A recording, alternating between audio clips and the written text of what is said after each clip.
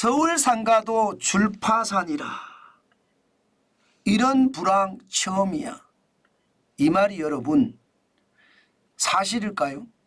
일단 말입니다. 이 지표부터 보시죠. 금천구 가산동에 있는 지식산업센터 내 상가 경매 입 낙찰 가격입니다. 2023년 11월에 감정가가 얼마였나 하면 18억 9,300만 원이에요. 그런데 떨어져서 말입니다. 2024년 5월에 낙찰이 됐거든요. 7억 6,700만 원입니다. 낙찰가율이 60%도 안 됩니다. 60%도. 59.5%입니다. 11억 2,600만 원이 줄어들었다는 뜻이에요.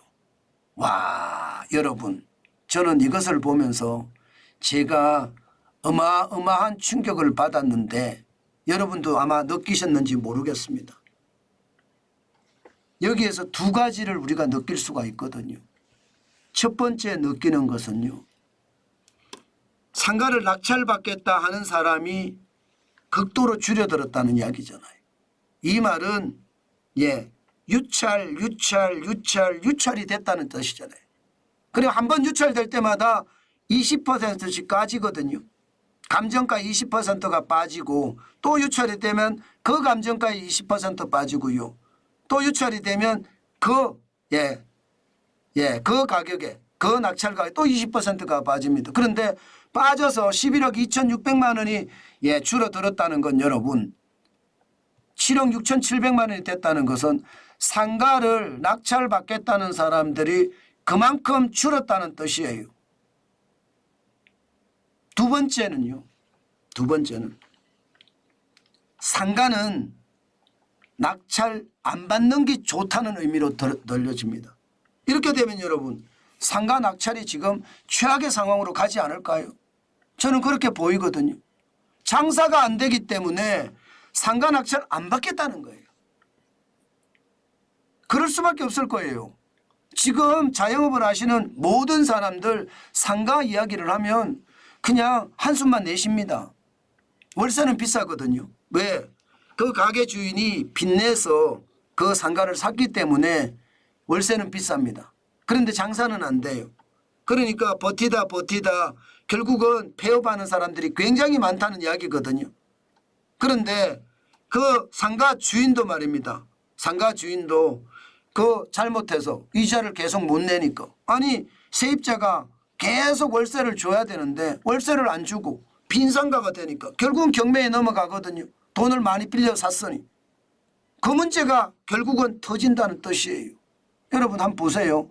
이게 제가 요 하나의 사례만 가지고 이야기하려고 하는 것은 아니라는 거 여러분들도 아실 거예요. 실질적으로 서울 지역 상가 월 평균 경매 진행 건수를 보세요. 2020년에는요. 105건입니다. 낙찰률이 25.7%. 굉장히 낮죠. 저 때도 상가는 굉장히 낮습니다. 2021년에 102건, 2022년에는 81건이었습니다. 그러던 것이 2023년에는 136건으로 확 늘어버렸어요. 게다가 낙찰률은 19.8%입니다. 그러면 5개 중에 한 개만 낙찰이 된다는 뜻인가요? 한 개. 5개 중에 한 개. 10개 중에 2개. 10개 중에 2개만 낙찰이 된다는 뜻이에요. 그런데 2024년 1월에서 5월까지는 이마저도 떨어졌습니다. 16.4%. 게다가 경매 진행 건수는 1월에서 5월까지 평균이 195개입니다. 엄청나게 늘어났죠. 서울 지역의 상가가 결국은 빚내서 상가를 샀는데 세입자가 나가고 나서 빈 상가가 오래돼 있으니 이게 결국은 빚낸 대출을 갚지 못해서 이게 경매로 넘어가는 사례가 이렇게 많다는 뜻입니다. 더 큰 문제는 경매로 넘어갔는데 원금은 고사하고 말입니다. 40% 수준밖에 못 건진다. 그렇게밖에 안 되는 거예요. 40% 수준밖에. 60%를 날린다는 거예요. 10억 주고 대출을 받았으면 6억은 날리고 4억만 회수할 수 있다는 뜻입니다. 그 정도로 상가의 어떤 상황이 심각하다 이렇게 이야기하고요. 상황은요. 5월에 보면 더 나빠집니다. 점점 더 나빠져요. 지금 5월 기준으로 2023년 5월에는 서울 지역 상가 경매 진행 건수가 100건이었거든요. 100건. 그런데 2024년 5월에는 237건입니다. 굉장히 많이 늘었죠. 1년 새에 137%가 늘었습니다. 137건이 늘어서 237건이 됐다는 거예요. 2016년 11월에 244건이 있었는데 그때 이후로 지금 최악이라는 이야기가 되는 건가요? 진짜 나쁘죠. 진짜 나쁩니다. 그러니까 이런 불황 처음이야 이 말이 틀리는 말이 아닙니다. 제가 저도 옮겨가야 되잖아요. 올 9월이 만기니까.